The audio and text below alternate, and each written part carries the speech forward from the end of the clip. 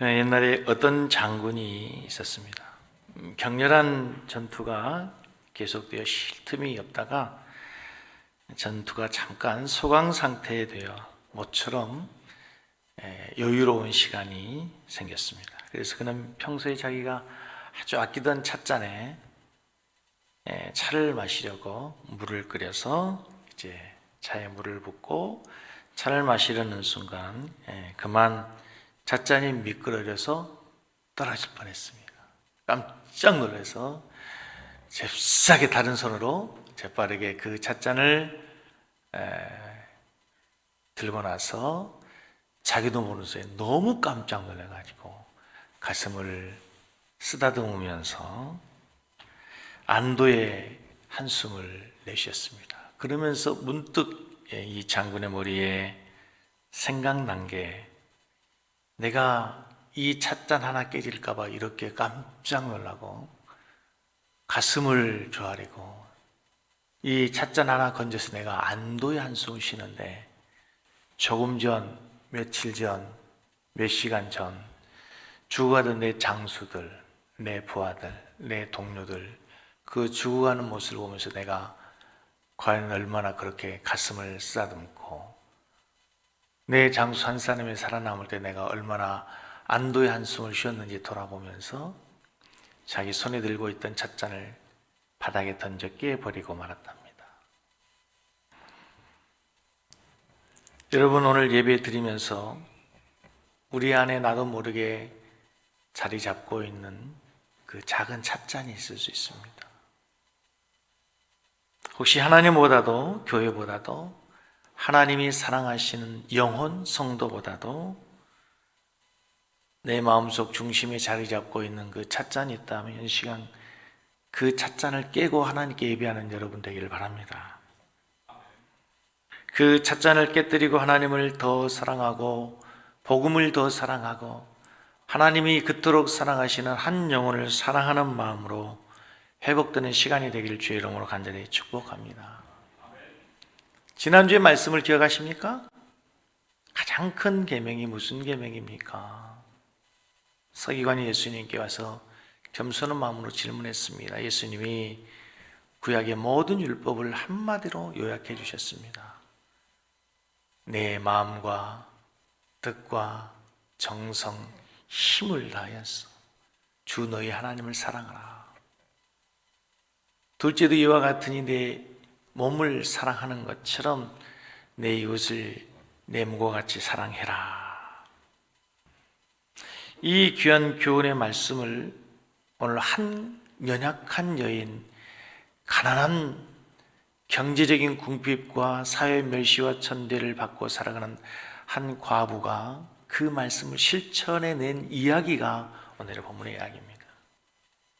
마가복음을 강의하는, 그리고 마가복음 신학을 연구하는 학자들은 이제 어려운 말로 이걸 신학적으로 연구하다 보면 샌드위치 구도다 그래가지고 오늘 이 본문 말씀과 지난주의 말씀 사이에 이제 어떤 일이 있었는가를 설명하면서 이 샌드위치 구조로 하나님의 말씀을 해석해 간다, 뭐 이런 여러 가지 학설이 있는데, 그보다 핵심적으로 중요한 이야기는 정말 내 마음과 뜻과 정성을 다해서 목숨을 다해서 하나님을 사랑한 한 여인의 이야기를 오늘 본문 바로 앞에 있는 하나님의 말씀대로 살고 하나님을 가장 사랑한다고 얘기하는 그 사람들과 비교해서 오늘 말씀을 얘기하고 계시는 거예요. 오늘의 이 말씀을 좀 더 우리가 뜻깊게 우리의 마음속에 와닿는 말씀으로 이해하기 위해서는 앞에 있는 말씀을 잠깐 한번 이해해 볼 필요가 있어요.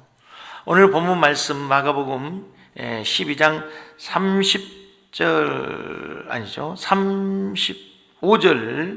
38절 이후에서 보면 어떤 얘기가 나오냐면, 예수님께서 가르치실 때 긴 입고 다니는 것과 시장에서 문안받는 것과 회당의 높은 자리와 잔치 윗자리를 원하는 서기관들을 삼가해라.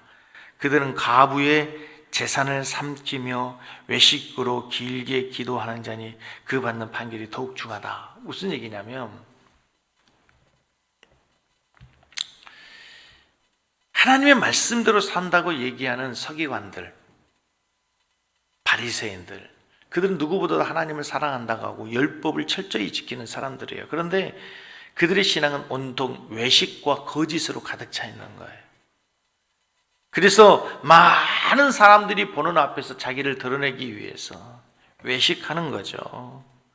그래서 긴 옷을 입고 다니고 시장에서 많은 사람들에게 높임을 받으려고 문안을 받고 회당의 높은 자리와 잔치의 윗자리에 앉아서 자기들이 교만하면 자기의 권위를 내세우고 자랑한단 말이에요. 하나님을 사랑하고 이웃을 사랑하는 것이 아니라 자기를 드러내기를 좋아해요. 그리고 이웃을 내 몸과 같이 사랑하는 것이 아니라 자기들의 권위를 가지고 권력을 가지고 과부의 가산을 삼키고 외식으로 보이기 위해서 길게 기도하는 자들이 있었어요.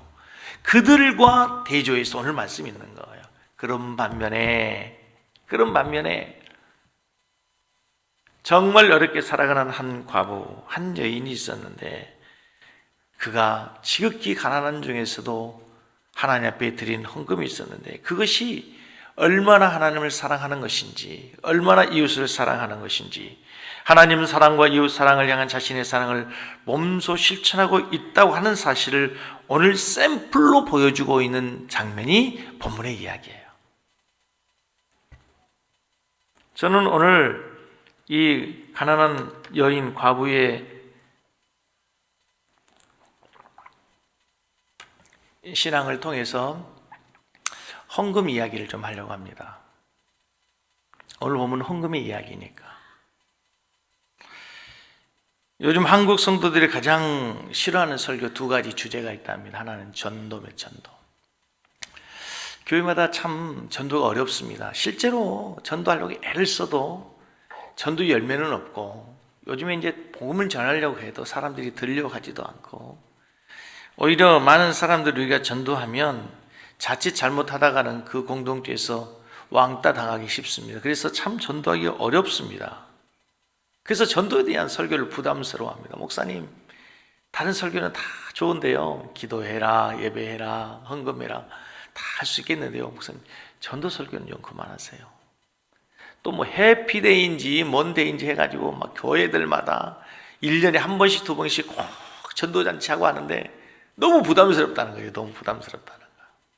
여러분, 그럼에도 불구하고 우리가 복음을 전하고 복음의 빚진 자로 살아야 될 줄로 믿습니다.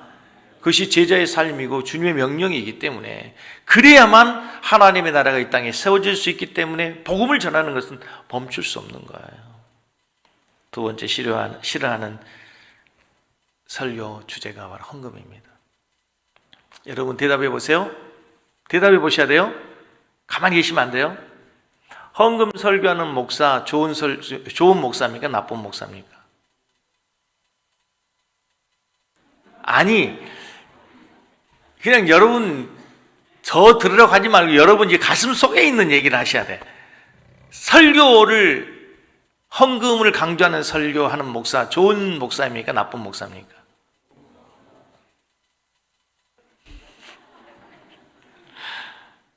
지난주 참 공교롭게도 수요일 날 설교가 고린도전서 16장 말씀이었어요. 그런데 거기에 고린도 교회 성도들의 헌금 연보에 대해서 바울 사도가 이제 교훈하는 내용인데, 오늘 공교롭게도 그 헌금 설교가 같이 겹쳐 있어요.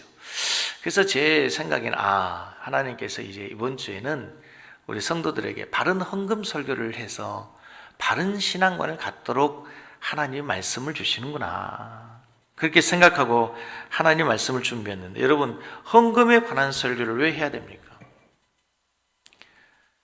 성도들이 하나님으로부터 물질의 복을 받고 은혜 받는 생활을 하도록 하기 위해서는 헌금에 대한 설교를 하지 않을 수 없습니다. 헌금에 대한 바른 설교를 해야 됩니다. 헌금에 대해서 강요하고 작정시키고 억지로 헌금을 인간적인 방법으로 강요하는 것은 잘못된 설교예요. 헌금을 많이 해야 복 받는다고 얘기하는 것은 잘못된 설교이지만, 성경적으로 바른 신앙관, 바른 물질관을 갖게 하고 그 물질의 청지기로서 바른 삶을 살아 하나님의 은혜와 축복을 받을 수 있도록 하는 헌금 설교는 필요하고 중요한 줄로 믿습니다.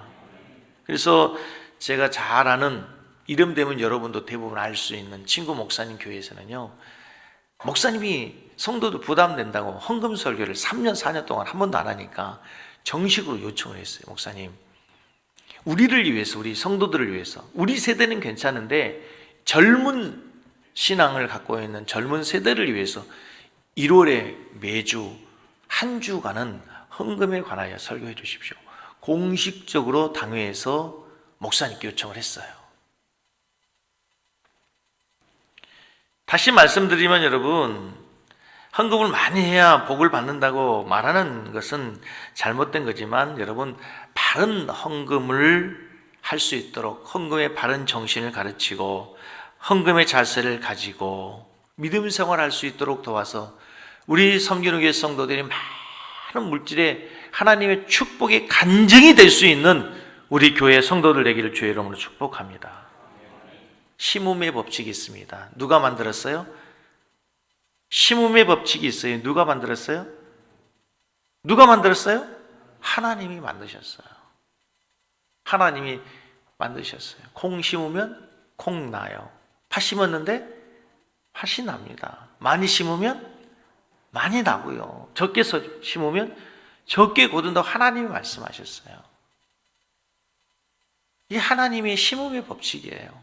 심지 않고 거두는 법은 없어요. 여러분, 올림픽 대표 선수를 훈련시키는 대표 코치가 있습니다. 그 코치의 목적은 뭡니까? 올림픽에서 금메달을 따도록 하는 겁니다. 그런데 코치가 하는 대부분의 많은 선수가 싫어하는 말이에요. 귀찮은 말이에요. 힘든 말이에요. 아침 일찍 일어나서 훈련해라. 체중 조절해라. 근육을 키우기 위해서, 지구력을 기르기 위해서 달리고 또 달리고 또 달려라. 계속 잔소리예요. 듣기 싫은 말이에요.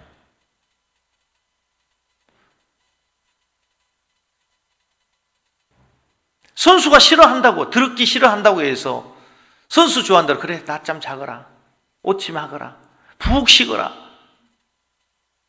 당장은 좋은 코치라고 얘기할지 모르겠지만, 코치는 우리를 생각해줘, 우리의 말을 잘 들어줘 할지는 모르겠지만, 실제로 올림픽 나가서 예선 탈락하면 좋은 코치 아닙니다. 잔소리하고 강하게 훈련시키고 선수들이 싫어하는 말 해서라도 올림픽에 가서 금메달 따도록 하는 것이 코치가 해야 될 일이고 좋은 코치인 거예요. 우리 섬기는 교회 성도님들이 신앙의 경주에서 정말 힘들어도 어려워도 하나님의 말씀대로, 하나님의 룰대로 경기해서 마지막 주님 앞에 섰을 때에 영광의 면류관을 받도록 하고 하나님의 축복을 받도록 하는 것이 섬기는 게 김종수 목사가 해야 될 일인 줄로 믿습니다. 저는 오늘 돈 이야기를 하는 게 아니에요. 단순히 헌금 이야기를 하는 것이 아니에요. 우리 신앙의 태도, 하나님 앞에서 우리의 삶을 이야기하는 거예요.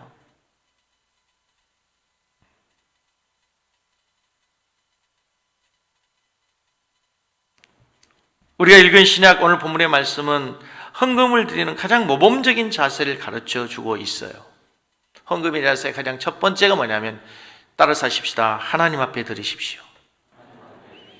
하나님 앞에서 드리셔야 돼요. 오늘 본문 말씀 41절 보면 예수께서 연보궤를 대하여 앉으사 무리의 연보궤에 돈 넣는 것을 보실세, 이렇게 됐어요. 예수님께서 헌금함에 대하여 앉으셔서 그날은 누가 어떻게 헌금을 하고 있는지 예수님이 보고 계셨다는 거예요.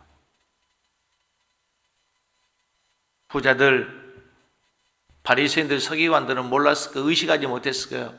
늘 그들이 하던 습관대로 그냥 의식 없이 그냥 습관적으로 하나님 앞에 자기들 의무를 다했다고 성전 들어가기 전에 헌금했을 거예요. 그런데 그날 하나님, 예수님께서 성전 앞에서, 연보궤 앞에서 누가 어떤 마음으로 헌금을 하는지를 보고 계셨다는 거예요. 근데 여기 여러분, 우리의 신앙생활 전체에 우리의 전 신앙의 삶에 해당된다는 걸 아세요, 여러분? 헌금 생활을 보는 것이 아니라, 헌금하는 누가 얼마 보나 하나 보자, 이걸 보는 것이 아니라 하나님 우리의 삶의 모든 것을 보고 계세요. 의식하지 못하는 중에, 내가 기억하지 못하는 중에 주님은 보고 계시고 그것을 주님은 기억하고 계신다는 거예요. 더 놀라운 사실은 오늘 예수님께서 보셨는데요. 오늘 성경 본문에, 오늘 성경 말씀 본문에 아주 중요한 단어가 두 단어가 있어요. 안다라는 단어와 보다라는 단어. 예수님께서 오늘 연보교회를 대하여 앉으셨지만 주님이 하나님의 보좌 우편에 앉으셔서 세상의 모든 것을 통치하고 다스리고 지금도 우리의 일거수일투족을 하나님이 보고 계신다고 하는 것이에요. 보신다는 거예요. 다른 날과 달리 그날은 예수님께서 성전 앞에서 사람들이 헌금하는 것을 보셨는데 이 보다라는 헬라어 단어가요, 재밌는 단어예요. 우리가 영어 공부를 하면 제일 어려운 게 시제잖아, 시제. 근데 이 시제 가운데에서 미완료 시제라는 게 있어요. 미완료 시제. 과거에서부터 지금까지도 계속 진행되고 있는 것, 그것을 미완료 시제라는 거예요. 오늘 이 보다라는 단어를 헬라어 성경에서는 미완료 시제를 써서 그때 과거에서부터 지금까지도 계속 쭉 보고 계신 거예요. 작년에도, 올해도, 내년에도 우리가 어떤 마음으로, 어떤 자세로, 어떤 태도로 하나님을 섬기고 우리의 직분과 사명을 감당하며 우리가 어떤 마음으로, 어떤 동기로 하나님께 예물을 드리는가를 주님은 보신다는 사실을 믿으시기를 바랍니다. 이게 헌금을 하나님 앞에 드릴 때 가장 중요한 헌금의 정신이에요.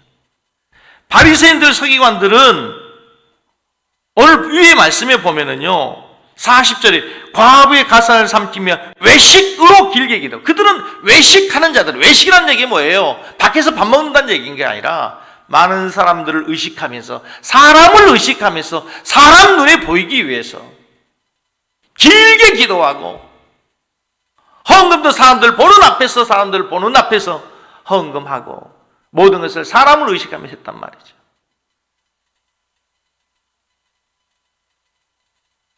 헌금을 드리는 자세의 출발은 뭐라고요? 하나님께서 보고 계신다.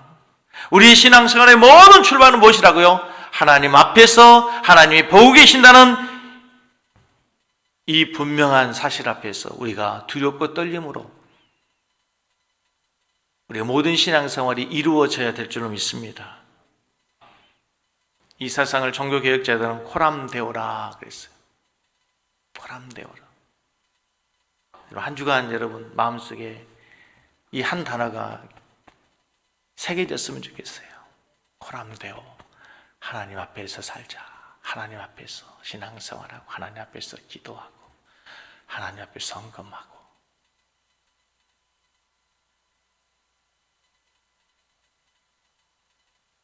한 가지 중요한 사실은 오늘 우리의 생각과 하나님의 생각이 다른 것 중에 하나가 뭡니까? 헌신은 양이 아니라 마음의 자세라는 거예요.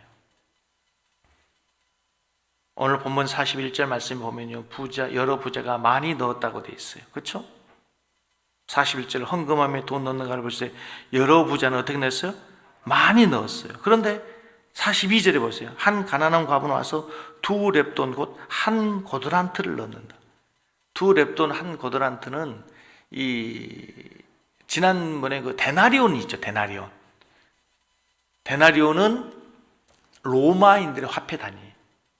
렙돈, 데나리온, 렙돈, 고드란트 뭐 이런 단어는 헬라어, 유대인들의 그 화폐 단위였어요. 그러니까 이 2렙돈이라는 얘기는 쉽게 얘기했어요. 요즘에 여러분 우리가 어디 가서 물건을 100원짜리 씁니까? 안 씁니까? 물론 쓰는 데도 있지만 거의 안 쓰잖아요. 거의 안 써요. 100원짜리 동전이라고 생각하면 하다못해 뭘 하나 사도 1,000원은 다 넘잖아요. 좋은 아침 패스트리로 와서 100원짜리 갖고는 살 수 있는 게 아무것도 없어요. 커피 한 잔 먹으려고 그래도 다 1,000원짜리 이상이 갖고 있어야지. 그런 것처럼 당시에는 가장 작은 단위, 2렙돈 한 고드란트가 얼마 정도 되는가 당시의 환율을 생각하니까요, 그때 당시에 한 끼 저녁 식사라. 이 가난한 과부가 갖고 있는 전 재산의 동료는 한 끼 저녁 식사를 할 수 있는 돈 정도밖에 되지 않았어요. 그걸 하나님께 드린 거예요. 그런데 주님 보실 때는 그 여인을 향해서 뭐라고요? 가장 많이 드렸다는 거예요. 사람의 생각과 다르죠. 사람의 판단과 달라요. 이게 하나님의 계산법이에요. 하나님의 계산법. 이게 하나님의 계산법이에요. 우리 가운데서도요, 액수를 가지고 따지면 사람의 기준으로 따지면 많이 들었다고 생각할지 모르겠지만 하나님 보실 때는 전혀 다를 수도 있어요. 죄송한 얘기인데요, 우리 재정부에서 헌금한 걸 제게 보고하잖아요. 제가 보면서 때로는 아유, 이 집사님 참 너무 귀하다, 목합을 깨셨네, 이런 분이 계실 때가 있어요. 그분이 형평과 처지를 제가 잘 아는데 예수님 마음에 그런 감동이 있었던 거죠. 특별히 오늘 본문 말씀에 보면은요, 이 본문을 가지고 참 헌금할 때 할 얘기도 많고 중요한 얘기도 참 많은데요, 이 우리 성경에 보면은 41절에서 44절 말씀에 보면 넣다라는 단어가 7번 나와요. 넣다. 41절에 보면은요 2번 나와요. 41절에 보면 헌금함에 돈 넣는 것을 보실 때 여러 부자는 많이 넣는데, 넣는다는 단어 2번 나오죠. 2번 나오죠. 반응을 좀 해보세요. 42절에는 몇 번 나와요? 한 번 나와요. 맨 마지막에 한 고드란트를 넣는지라. 43절에 2번, 44절에 2번, 7번이 나와요. 근데 제가 무슨 얘기를 하냐면 그 7번의 동사가 두 가지로 나눠지는데, 부자가 넣었을 때, 부자들이 넣었을 때의 단어하고 가난한 과부가 넣다라는 단어가 다르다는 거예요. 우리 성경에는 그냥 넣다로 되어 있어요. 그런데 헬라 원어에 보면은요 다르게 되어 있어요. 영어 성경 NIV만 봐도 다르게 되어 있어요. 던지다, 뚜루라고 하는 단어가 있고, 주다, 게이브라는 단어, 줬다라는 단어가 있어요.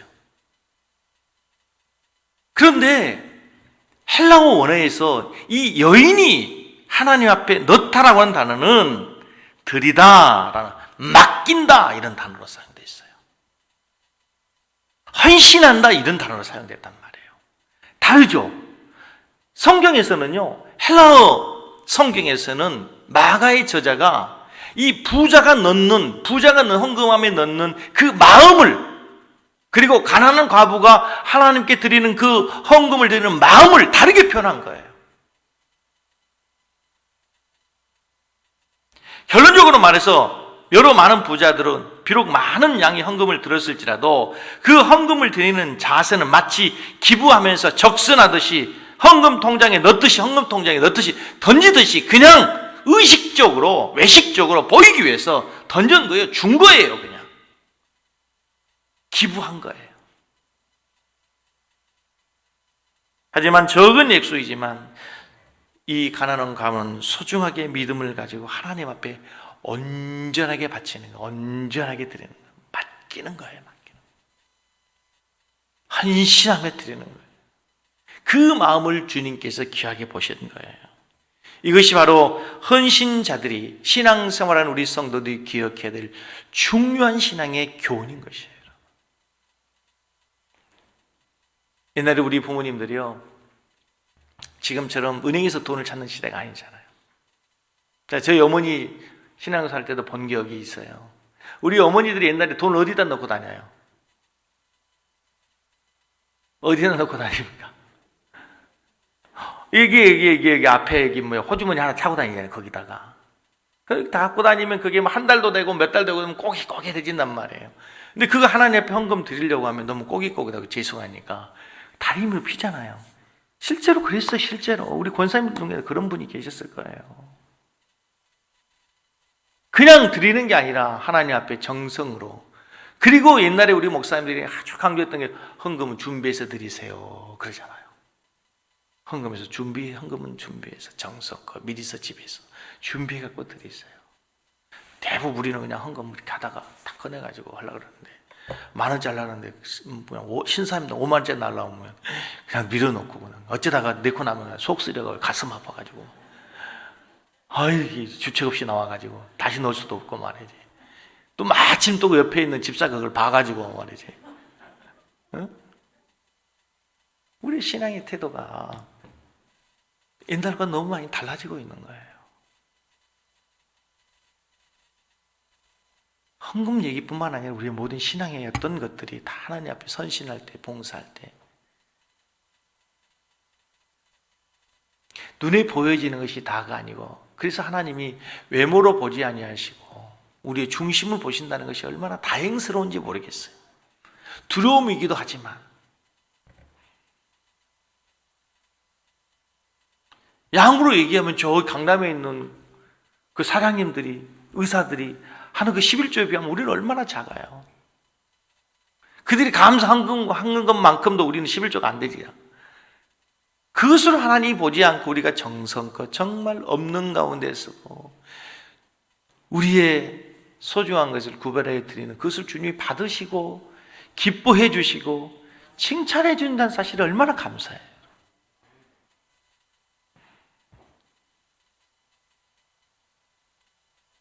헌금의 정신에서 두 번째 중요한 거거든요. 헌금은 희생의 제물이에요. 희생의 제물. 희생이 없는 헌금은 의미가 없어요. 여러분 보세요. 하나님께서 구약성경에 하나님께 예물을 드릴 때 아주 강조한 게 두 개 있으면 첫째, 자원하여 드리라예요. 자원하여. 출애굽기에 보세요. 이스라엘 백성들이 애굽에서 종살이하다가 갑자기 나왔습니다. 종살이하다 나온 종들이 뭐가 있어요? 근데 하나님이 위대한 모세의 성막을 지으라 합니다. 청색, 자색, 홍색 실로 금으로 법궤를 만들고 하나님께서 성막을 지으라는, 성전을 지으라는 거예요. 너희들이 뭐가 있어요? 종살이하는 자리는 뭐가 있어요? 그런데 조건이 있어요. 그 하나님의 성전을 때 출애굽기 20장에 보면 기쁨으로 자원하여 드리는 자들 것만 받아라. 근데 그 다음에 놀랍게 모자랐더라가 아니고 차고 넘쳐서 모세가 그만 가져오세요. 그만 가져오세요. 이게 하나님의 나라의 법칙이에요. 그리고 두 번째는 하나님께 뭐라고 하냐면 구별하여 드리라 해요. 그래서 그것을 가장 상징적으로 보여주는 게 뭐냐면 초태생 첫 열매를 구별해서 드리라 해요. 내가 쓰고 나서 내가 다 먹고 나서 나머지 게 아니고 가장 먼저 구별해서 첫 것을 하나님께 드려라. 첫 것을 하나님께 드려라.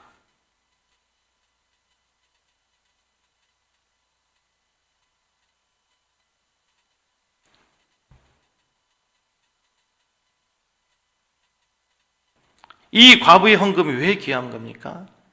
예수님께서 분명히 말씀하시죠. 44절 맨 마지막에 그 가난한 중에서 자기의 모든 소유 곧 생활비 전부를 넣었다. 이걸 가지고 지금 여러분 지갑 다 내놓으세요, 집 문서 가져오세요 이런 얘기가 아니에요. 지금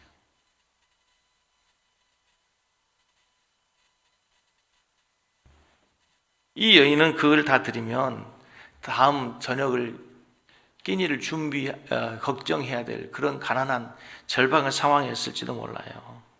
그럼에도 그런 희생을 가하고 하나님께 드린 헌금이었다는 거예요.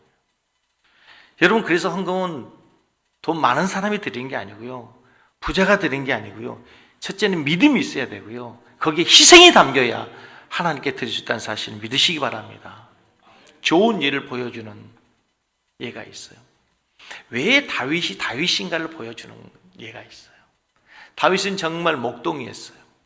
아버지에게도 인정받지 못하고 형제들에게도 주목받지 못한 사람이었잖아요. 근데 왜 하나님이 다윗을 이렇게 높이실까? 첫째, 다윗은 그렇게 억울한 일을 당하면서도 끝까지 하나님을 신뢰합니다. 절대 하나님을 원망하지 않습니다. 여러분, 어떤 일이 있어도 하나님 원망하지 마세요. 하나님을 원망하지 않아요. 다윗은 어떤 경우에도 하나님을 신뢰합니다. 그리고 하나님을 누구보다도 무엇보다도 사랑하잖아요. 다윗이 춤을 추잖아. 언제 춤을 춰요? 골리앗 물리칠 때 아니에요. 왕의 사위 됐을 때도 아니란 말이에요. 왕 됐을 때도 아니에요. 법궤가 들어올 때예요. 근데 그 하나님을 그렇게 사랑하는 신앙을 볼 수 있는 것 중에 하나가 뭐냐면 사무엘하 24장에 보면 다윗이 잠깐 교만해가지고 다윗이 자기 나라의 인구 숫자를 계수합니다. 근데 인구 숫자 계수하는 것이 하나님 앞에 그렇게 무슨 큰 죄가 될까라고 생각될지 모르겠지만 그 마음에는 자기 자신을 드러내고 싶은 마음이 있었어요. 다윗 왕국이 인구 숫자로 되는 게 아니잖아요.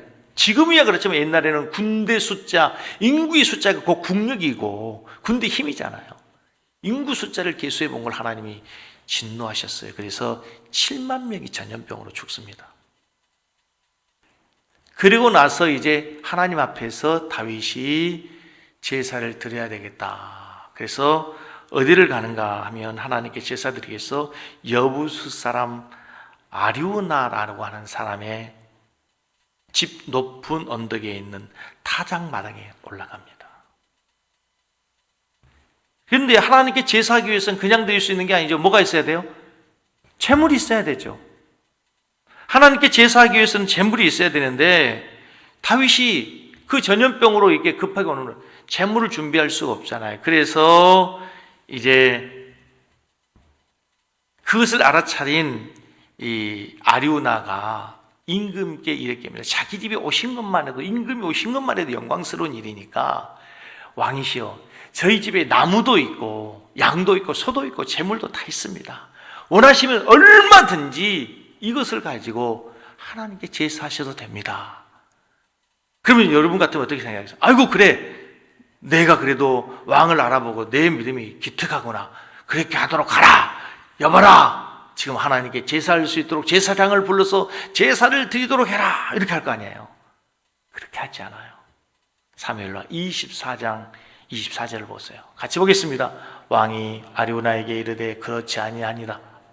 내가 값을 주고 내게서 사리라. 값 없이는 내 하나님 여호와께 번제를 드리지 아니하리라고 다윗이 은 50세겔로 타작마당과 소를 사고 하나님께 제사했다, 이런 얘기. 지금 무엇을 얘기하려는지 아시죠? 그냥 아리우나가 준 재물과 나무를 가지고 하나님 앞에 번제로 예배할 수 있지만 그것은 하나님 앞에 제사가 아니다. 내가 하나님 앞에 제사는 내 희생이 들어가야 되고 내 헌신이 들어가야지. 그건 내가 하나님 앞에 제사할 때고, 내가 하나님 앞에 제사하는데 값을 지불하고 헌신해서 하나님께 내가 제사할 것이다. 거기 바로 다윗의 위대한 신앙의 모습이 있는 거예요. 그래서 다윗이 다윗 될 수 있는 거예요. 한 가지 한 가지에서 다윗에게서는 정말 얼마나 하나님을 사랑했는지, 얼마나 하나님 중심이었는지, 예배 중심이었는지, 성전 중심이었는지, 그리고 그 성전에 드려지는 예배가 어떻게 드려져야 되는지를 다윗이 너무 잘 알고 있는 거예요, 여러분.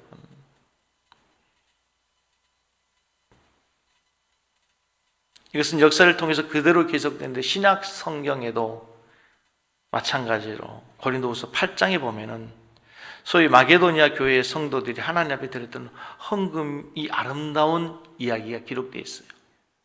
고린도후서 8장 2절을 보세요.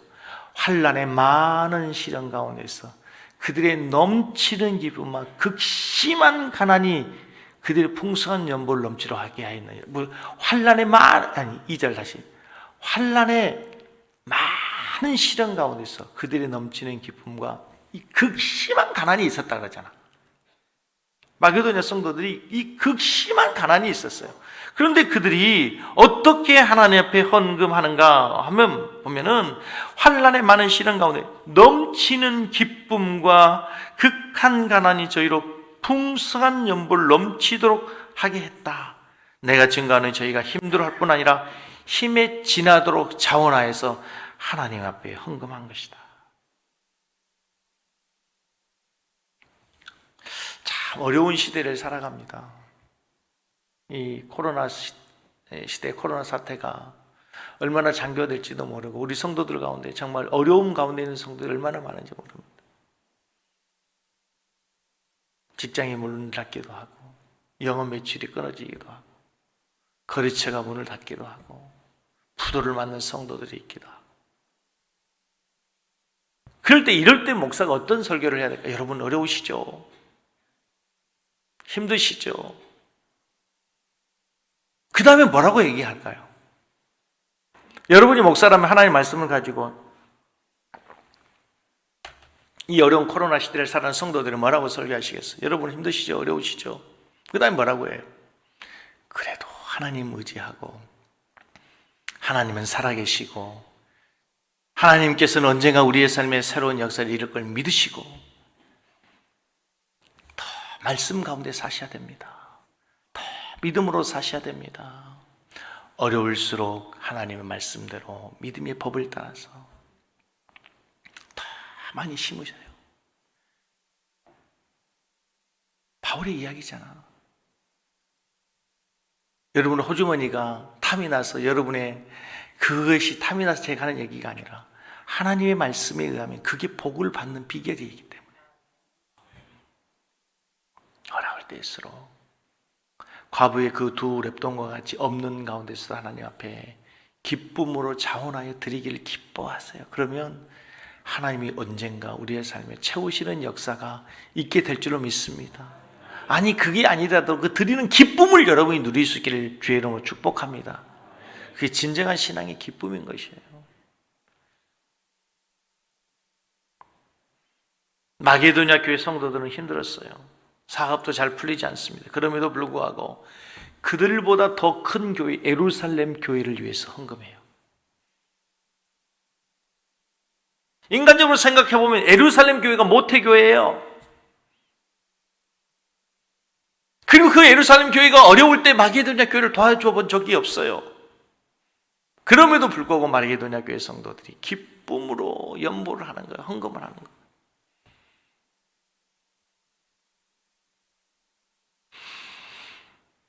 자신들도 환난 속에 있고 자신들도 시련 속에 있지만 그들 자신의 경제적인 형편도 극한 가난에 시달리고 있었지만 하나님의 그 사랑과 은혜가 너무 기쁘고 감사해서 하나님 앞에 기쁨으로 드리는 거예요. 고린도서 8장 3절에 저희가 힘들어할 뿐 아니라 힘에 지나도록 자원하여 드렸느니라. 우리 섬기는 교회 성도님들 참 너무 감사한 게요. 우리 교회가 이 어려운 때에도 이렇게 헌금이 그렇게 많이 줄지는 않았어요. 줄기는 조금 줄었어요.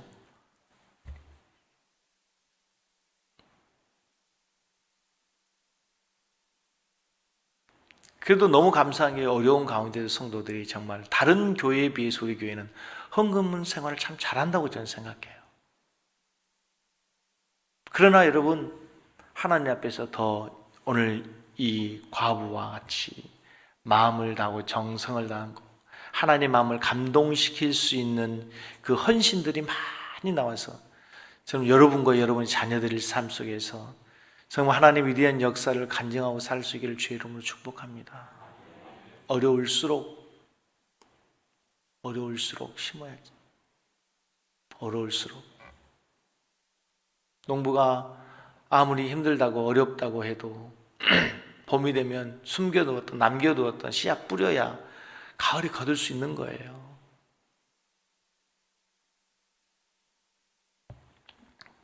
하나님의 말씀을 맺겠습니다. 오늘 돈 이야기 하는 게 아니에요. 오늘은 단순 헌금 이야기를 한 게 아니에요. 우리의 신앙생활을 이야기한 거예요. 하나님 앞에서 코람데오 사상으로 하나님이 보고 계신다. 내 직분, 내 사명, 이 모든 걸 하나님 앞에서 여러분 자원하여 정말 기쁨으로 드리고 기쁨으로 드리는 우리의 신앙의 삶을 하나님이 채우시는 놀라운 역사를 날마다 경험하며 살아가는 우리 성도들 되기를 주의 이름으로 축복합니다. 오늘 여러분이 찬송하면서 드리는 예물을 하나님께서 기쁘게 받으실 만한 향기로운 제물이 되기를 주님의 이름으로 간절히 축복합니다.